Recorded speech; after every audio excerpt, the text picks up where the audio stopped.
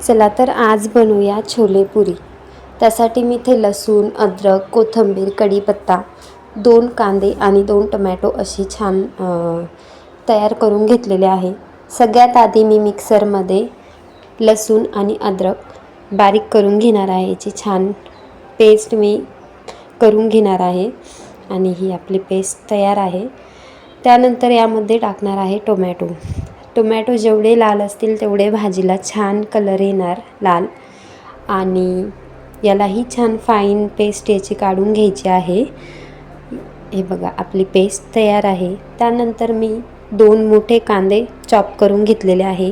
ते सुद्धा अगदी बारीक काढायचे आहेत। कोणी कोणी चिरून टाकतं, पण मला छोलेच्या भाजीमध्ये पेस्टच आवडते।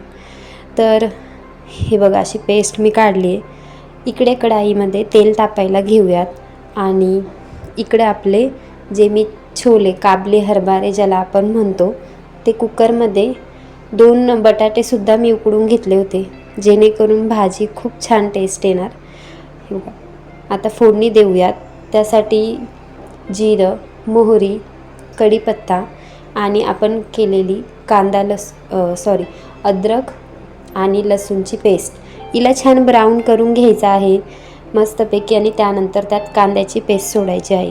जोवर हे तेल सुटत नाही तोपर्यंत ही पेस्ट परतवून घ्यायची आहे मस्तपैकी। छान हिला कलर आलेला आहे।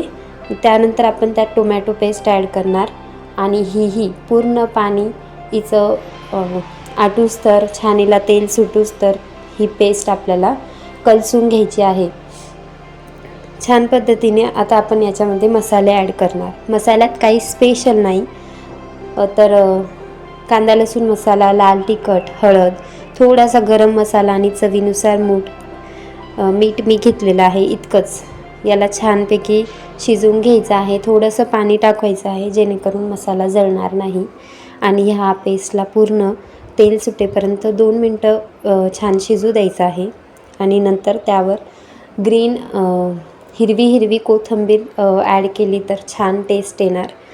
आणि यामध्ये आपण आता आपले कुकरमध्ये शिजवलेले काबली हरभरे आणि बटाटे आपण ॲड करून छान मिक्सअप करून 2 मिनटं परतवून त्यामध्ये आपल्याला हवं तेवढं पाणी टाकायचं आहे।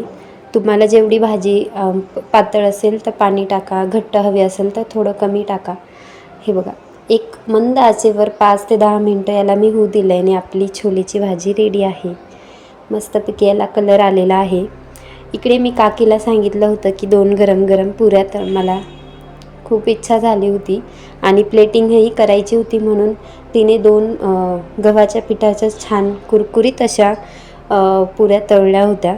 हे बघा आपली छान पुरी इथे तयार आहे। 2च तळल्या, बिकॉज ऑइली जेवढं अवॉइड होईल तेवढं अवॉइड करायचं, ते चांगलं नसतं खाणं त्यामुळे। तर इथे मी आता प्लेटिंग करणार आहे।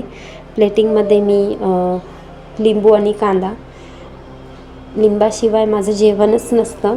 आणि इथे आपली भाजी लाल लाल कलर हिला आलेला आहे छान मस्तपैकी।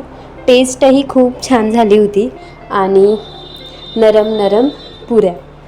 सो माझी ही रेसिपी तुम्हाला आवडली असेल तर नक्की लाईक, शेअर, सबस्क्राईब करा आणि भेटूया पुढच्या रेसिपीसोबत। तोपर्यंत टेक केअर, बाय बाय।